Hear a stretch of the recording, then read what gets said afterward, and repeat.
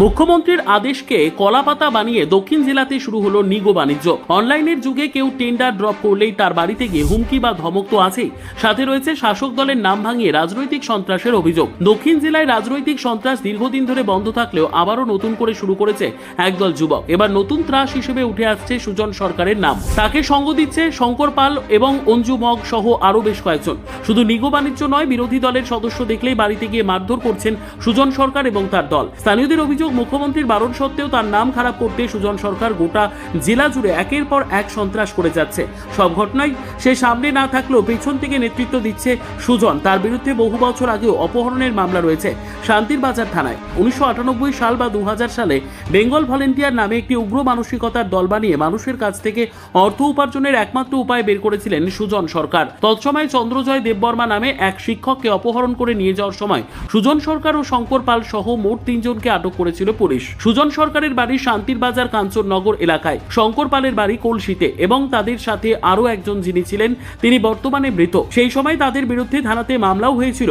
ওই সময় প্রদীপ রিয়াং নামে এক ডাক্তারকে অপহরণ করার অভিযোগ থানায় জমা পড়েছিল ওই 3 জনের বিরুদ্ধে। 2000 সালের দিকে অপহরণ হলেও আজ পর্যন্ত ডাক্তার প্রদীপ রিয়াংয়ের জীবিত বা মৃতদেহ উদ্ধার হয়নি। ওই সময় সুজনের বড় ভাই আকিঞ্চন সরকার পুলিশের হাত থেকে বাঁচাতে তাকে রাতারাতি ব্যাঙ্গালোরে পাঠিয়ে দিয়েছিল। দীর্ঘ সময় সুজন রাজ্যের বাইরে লুকিয়ে লুকিয়ে ছিলেন। এই সেই আকিঞ্চন যিনি বহু অভিযুক্ত হয়েও বর্তমানে সচিবালয়ে গত 16 বছর ধরে চাকরি করে যাচ্ছেন। সম্প্রতি তিনি IAS পদে পদোন্নতি লাভ করেছেন। বড় ভাইয়ের IAS হওয়ার পর থেকে যেন সুজন সরকারের আর সইছে না। ভাইয়ের পদের ক্ষমতার অপব্যবহার করে গত 2 মাসে দক্ষিণ জেলাতে সব মিলিয়ে 40-এর অধিক রাজনৈতিক ছোট বড় সন্ত্রাস করেছেন। পুলিশ জেনেও কিছু করতে পারছেন না। একে তো বড় ভাইয়ের ক্ষমতা, অন্যদিকে স্থানীয় বিধায়কের ঘনিষ্ঠ হওয়ার সুবাদে একের পর এক অপকর্ম করে যাচ্ছে। রথের মেলার দিনেও তাপস আচার্য নামের এক ব্যক্তিকে মেলা থেকে ফেরার পথে মাঝ রাস্তায় আটকে মারধর করেন সুজন। স্থানীয় সূত্রে জানা যায় সুজন সব জায়গায় বলে বেড়ান যে পুলিশ তাকে কিছু করতে পারবে না, কারণ তার ভাই এখন IAS। তার থেকেও বড় বিষয়, তার ভাই নাকি অর্থমন্ত্রীর ডানহাত। অর্থমন্ত্রীকে নাকি পরিচালনা করেন তার বড় ভাই আকিঞ্চন সরকার। এই বলেই দক্ষিণ জেলার বিভিন্ন অফিস, থানা বা রাজনৈতিক অফিসে বলে বেড়াচ্ছে দিব্যি। শান্তির বাজার থানাতে তার বিরুদ্ধে কোনো মামলা করতে গেলেই মামলা নিচ্ছে না বলেও অভিযোগ। থানার কর্তা বাবুরাও সুজন সরকারকে ভয় পান, আর ভয় পাওয়ার একটাই কারণ, আকিঞ্চন সরকারের অর্থমন্ত্রীর তথাকথিত ডান হাত হওয়া। এমনটাই আনাচে কানাচে শোনা যাচ্ছে দক্ষিণ জেলা জুড়ে। এবার সেই অর্থমন্ত্রী বা ভাইয়ের ক্ষমতার জোরে দক্ষিণ জেলাতে শুরু করেছেন নিগো বাণিজ্য। অথচ উদয়পুরে একসময় জমে ওঠা নিগো বাণিজ্য বন্ধ করে দিয়েছেন খোদ অর্থমন্ত্রী নিজেই। এবার সেই জায়গাতে কি করে দক্ষিণ জেলাতেও বাঁকা পথে অর্থমন্ত্রীর নাম বিক্রি করে নিগো বাণিজ্য শুরু করেছে সুজন এবং তার দল, সে নিয়ে প্রশ্ন তুলেছেন সকলেই। এরই মধ্যে যুব মোর্চার সহ সভাপতি অঞ্জু মগের একটি ধমকি স্বরূপ অডিও সোশ্যাল মিডিয়াতে ভাইরাল হয়েছে। সেই অডিওতে স্পষ্ট বলা হয়েছে টেন্ডার উঠিয়ে নিতে ঠিকাদারকে প্রেসার করতে। সবাই শুনো, অঙ্কন ভৌমিক লাগাং থেকে কন্ট্যাক্টার, সবাই কল করো।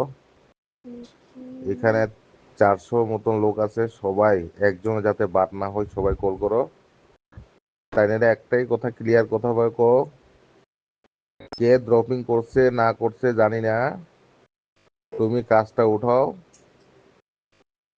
না হলে ডাইরেক্ট যে বা ড্রপিং করছে তাই না আয়া ডাইরেক্ট যে মন্ডল প্রেসিডেন্টের সাথে আয়া দেখা করার জন্য কালকের মধ্যে, না হলে ঘরে থেকে উঠাই লয়ে আনবো,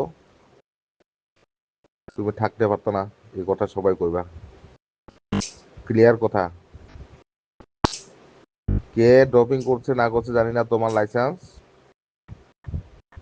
তোমারই আমরা জানি, তুমি কাজটা উঠাও, আর না হয় মন্ডল প্রেসিডেন্টের সঙ্গে আয়া কালকের মধ্যে দেখা করার জন্য সবাই কল করো, একজনও যাতে বাদ না হয়।